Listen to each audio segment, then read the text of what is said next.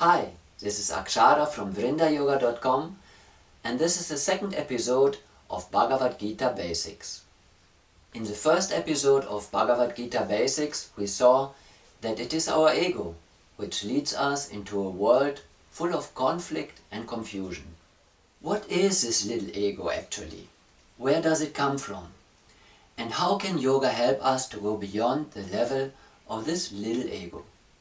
You may not agree with the answer of the Bhagavad-Gita, but this is what it says.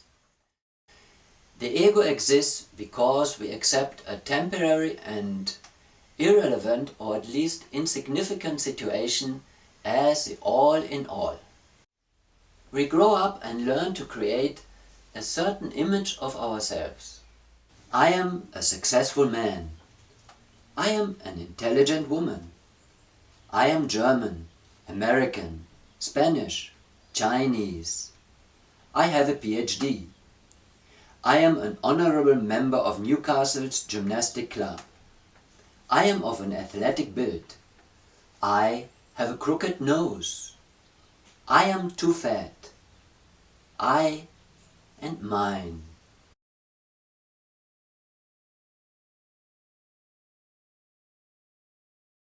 Bhagavad-Gita says, the unreal has no permanent existence. The real exists forever without change. So conclude the seers of truth, who have studied the nature of both. That which pervades the body is indestructible. No one can destroy the imperishable soul. Although in this verse the material body is called unreal, it is also kind of a reality. But in any case, its final destiny is already sealed. Like all material things, it has a beginning and an end. A strong identification with one's body must therefore lead to misery and confusion. However, there is another reality beyond the body that is of a different nature. It is this reality that the Bhagavad-Gita wants you to know. According to the Bhagavad-Gita, the soul is imperishable. So then, what is the significance of something impermanent compared to something that will always be with you?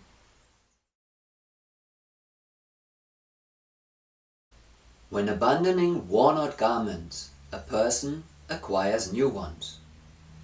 So, abandoning worn-out bodily frames, the soul accepts new ones.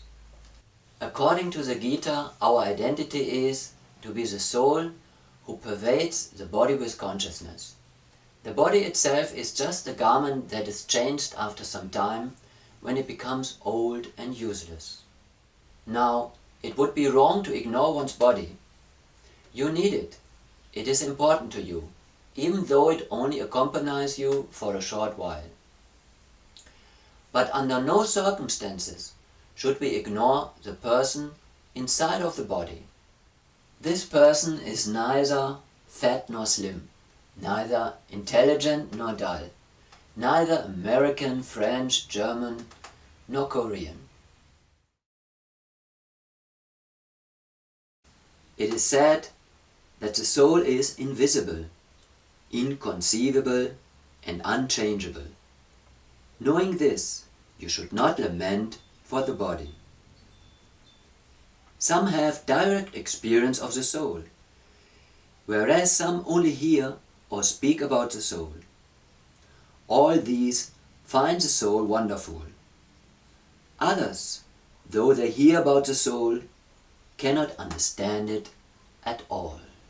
You are wonderful, unchangeable, and invisible.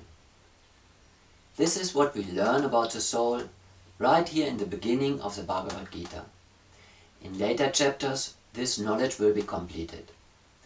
But until we actually put into practice the teachings of the Bhagavad-Gita, the soul will also remain intangible to a certain extent.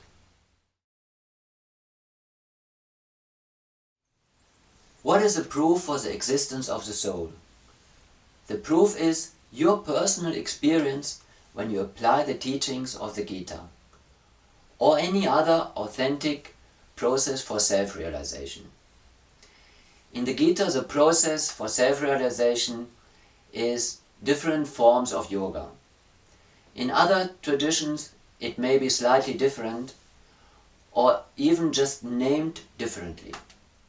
But one who doesn't take to a process of self-realization won't be able to dive deep enough in order to see the essence of his or her own being. There is a thought-provoking verse in the beginning of the second chapter of the Gita. Just as the embodied soul passes from childhood to youth to old age, so it passes into another body at death. The self-realized soul is not bewildered by this change.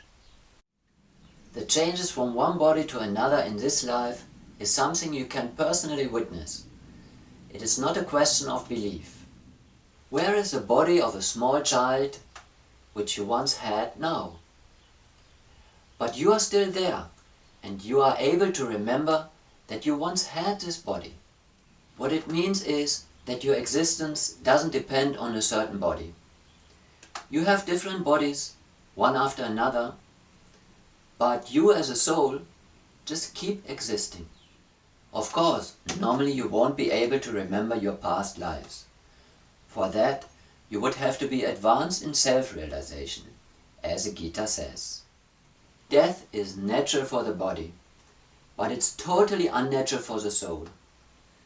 People fear death because they intuitively feel that the idea of non-existent is contradicting to their own nature. According to the Bhagavad-Gita, self-realization means to fathom the level of the pure soul. And the Gita wants to show us how we should act, think and feel to firmly establish ourselves on this level.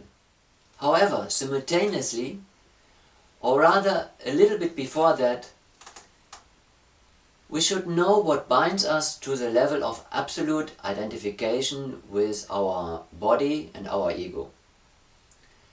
We cannot raise up to a higher level without freeing ourselves from the lower level.